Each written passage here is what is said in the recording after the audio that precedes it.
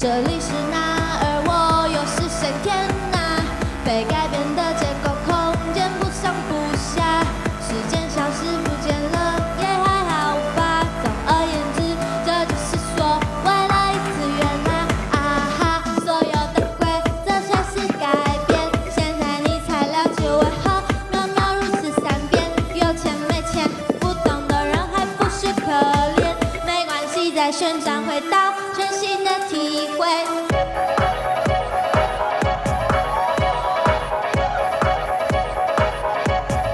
一起摇。